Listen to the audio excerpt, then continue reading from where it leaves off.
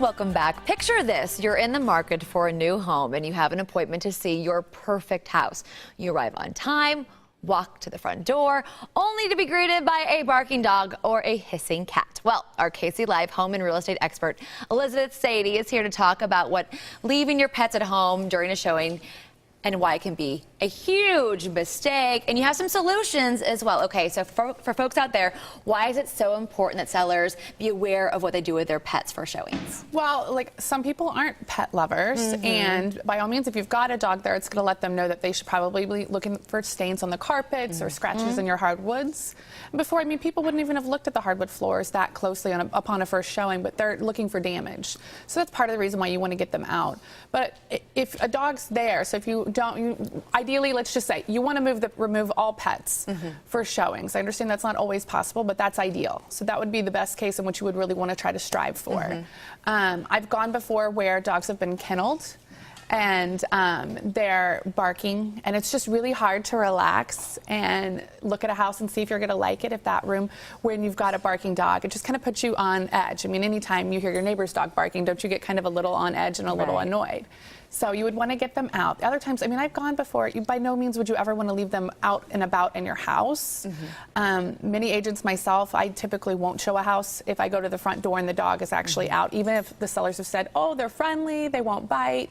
You never know, and I don't want to put my clients in a position that they feel uncomfortable with, whether a dog, when you enter, is now not going to be as friendly as when the owner's home. You gave us advice in the past on like taking personal pictures down. I think this is another example. You want to envision your family pet in the house, or lack of pet. Right. Not someone else's. And if they're barking, that's certainly an example of that. This doesn't feel like my home. Exactly. But more than anything, I mean, like, some people are allergic to cats, and you would hate for, I mean, and cats do get overlooked, but you would hate for someone to not even consider, because I've had buyers before go, oh, there's another cat. Like, if there's 3 cats living here and I'm allergic to cats, I don't know that we'll be able to get the cat dander out of here to where I'm not going to have allergic reactions once we move in. Let's move on to the next house. Let's not consider this one. And it could have been the perfect house for them. It could have very well have been the perfect house, but also a lot of things too, you got to think about safety. So not only the safety of the buyers, but the safety of your pet. Like, I've before with cats are notorious for trying to dart outdoors.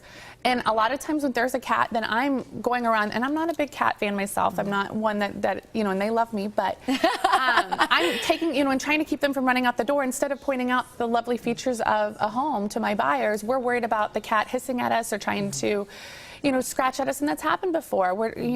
You're distracted then, and you're not enjoying the house. But what if that cat were to get out, or that dog were to get out? I don't think any buyer would feel bad, any agent would feel horrible letting your animal out. Okay, so what are your recommendations? Where do you take your dog or cat? With you? Everywhere, every time, every showing? Well, and I pride myself a lot on selling houses quickly. So I've had, in the past where I've had sellers that send, their pets off to a little pet vacation to grandma and grandpa's house or a family friend's house for a week, while those first week of showings kind of get out of the way, and usually we can get them under contract hopefully in that time. But otherwise, there's doggy daycare. People come home and take the dog for a car ride during that hour. Showings typically are about an hour and 15 minutes, so they might take the dogs with them somewhere.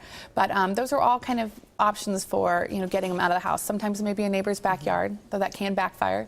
That can backfire. Before we're like, what's with the dog next door barking? And it ends up being the dog that lives in the house we're looking at. Right. I think that's good advice. Okay, so what about dog and cat toys that are left out and about? What about that? Well, and if you've worked so hard to get that dog or that cat out of the house, it would be really good to just tuck them in a cabinet or out of sight, where it's not another reminder for someone to go, oh, okay, there's 2 big dogs. And I've seen before where there's a dog bowl this big, and all of a sudden we're going, oh no, not only is there a dog here, but it's a big dog. Let's make sure they didn't scratch these hardwood floors up and ruin them to where we're going to have to pay to refinish them.